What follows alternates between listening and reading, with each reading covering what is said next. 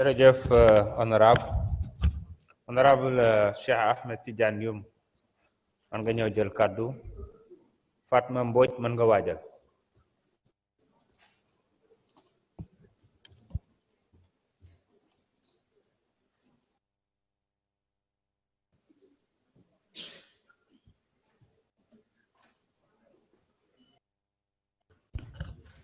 comme Fatma Mbodj nekku fi Babacar Ndiaye mën nga waajal.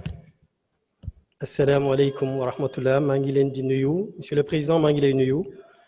di nuyu monsieur le ministre Aboul Abbas di nuyu sa collaborateur yi nga àndal man bëggoon naa balaa may sori ci sama kàddu ñu préciser donte am na sama collègue yi ko wax et je pense que le rapporteur l'a précisé que les 5 anciens ministres qui font l'objet aujourd'hui de projets de résolution portant accusation devant la haute cour de justice, ils sont présumés innocents. Donc, ba fii ñuy wax, ils sont présumés innocents. De quoi il s'agit exactement? Askanu Sénégal ci boppam moo boole 1 milliard 1000 milliards jox ko nguur gi pour ñu mën a am taxawaay bu am solo pour mën a xeex Covid-19 mu nekk pandémie bu doy waar bi nga xam ne ni yóbbu na bakkanu sénégalais yu bari ci loolu président bi fi nekkoon le président Macky Sall mu njort ni xaalis boobu ni ñu ko gérer tey na xel mu wax Cour des comptes na ko ci defal audit Cour des comptes def audit génn rapport jox ko ñëpp xam gis rapport bala ca ne le procureur de la République saisir le garde des Sceaux, le ministre de la Justice, mu saisir le président de l'Assemblée nationale pour ñu mën leen andi fii mën leen ñu mën a voter cette résolution de mise en accusation devant la haute cour de justice. Donc ba ci fii ñu tollu mbirum politicienne gisuma ko ci te dafa am lu ñu war a bàyyi xel. La reddition des comptes, c'est un pilier fondamental pour la bonne gouvernance. Et ça doit être un état d'esprit. Ça doit être une culture pour tout politique, pour tout gestionnaire de deniers publics. warul nekk loo xam ne ni dañu war a xaar wala ñu am ay doutes. Ça doit être systématique, la reddition des comptes. Et je m'adresse aux politiques. Je m'adresse aux gestionnaires de deniers publics. ñu xam ni li ñuy yor askan bi moo ko moom li ñuy gérer askan bi moo ko moom askan bi yépp ko moom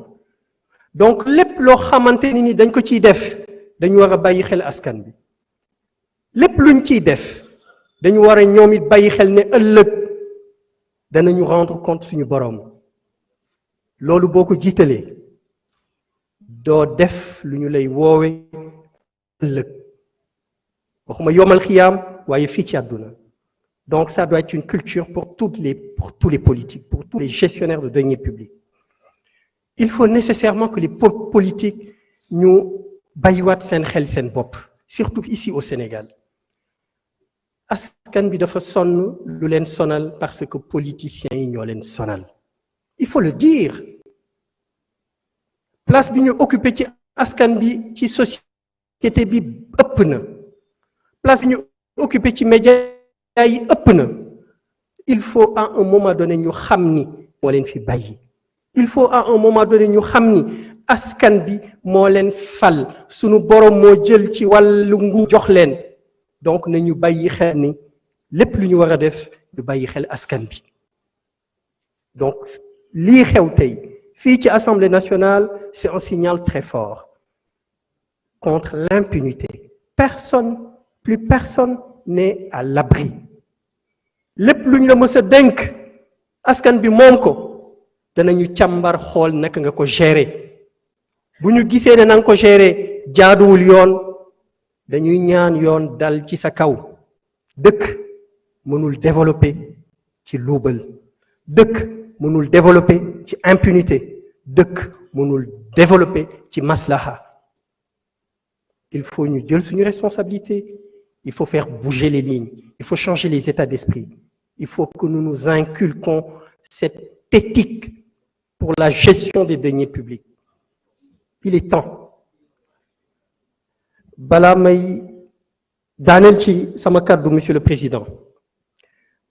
Danaa def hors sujet, mais ce sera un hors sujet utile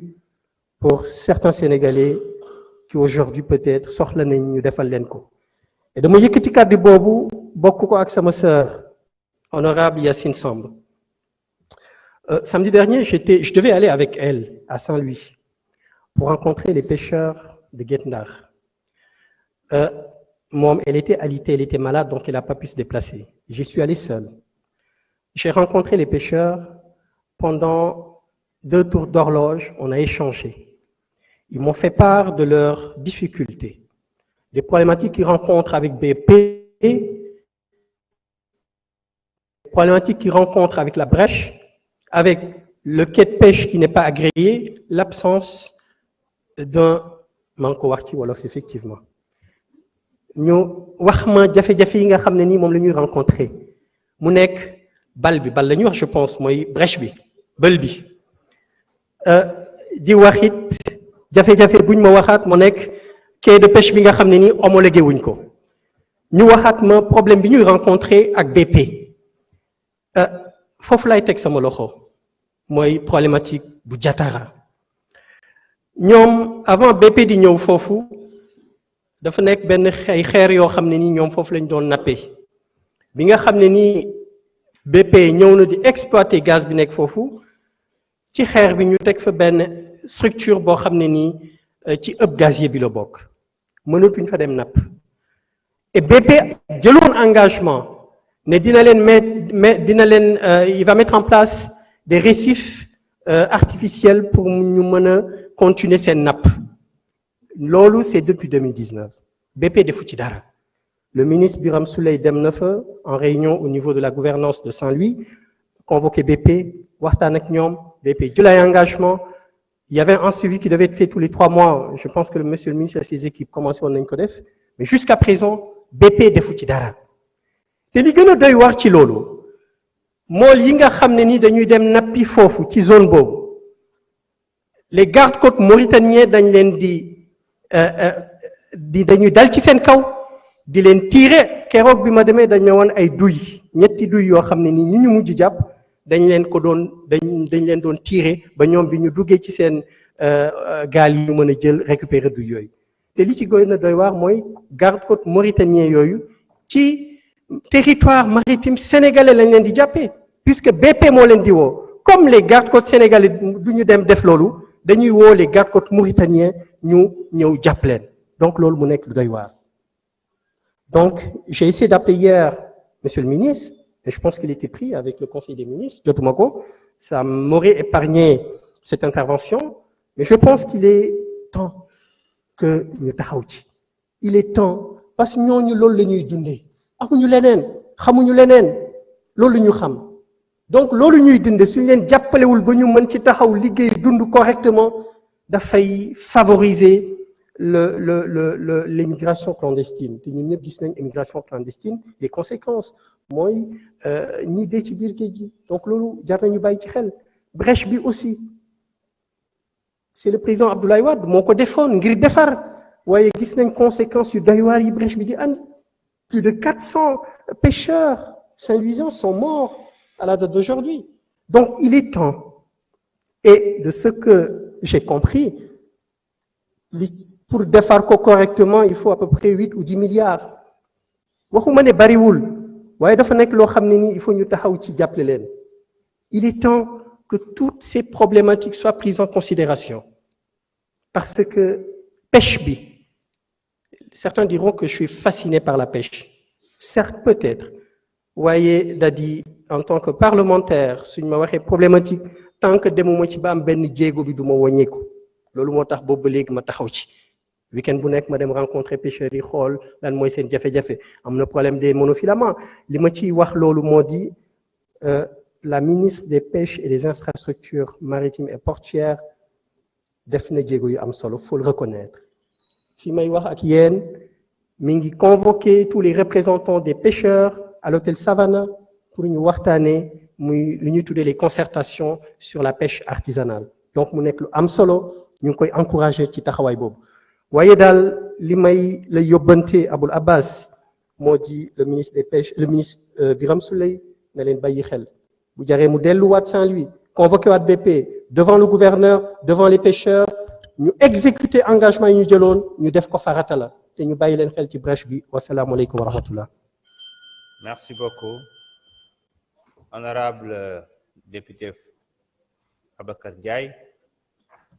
Honorable député Cheikh Thioro Mbacké se prépare.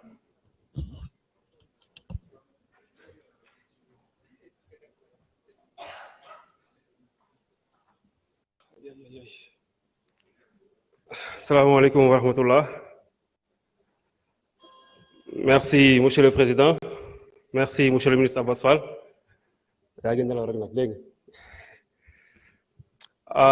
Tout à l'heure, j'ai applaudi quand mon maire, le maire de la commune de Mbao, a pris la parole. Les députés ont ri sans comprendre pourquoi j'ai applaudi. J'applaudissais parce que je me préparais à 10 minutes de souffrance en l'écoutant. Heureusement, il nous en a épargné 5. En faisant uniquement 5 minutes de parole, vraiment, j'ai jugé qu'il fallait l'applaudir quand même. Parce que j'ai l'impression que c'est quelqu'un qui a oublié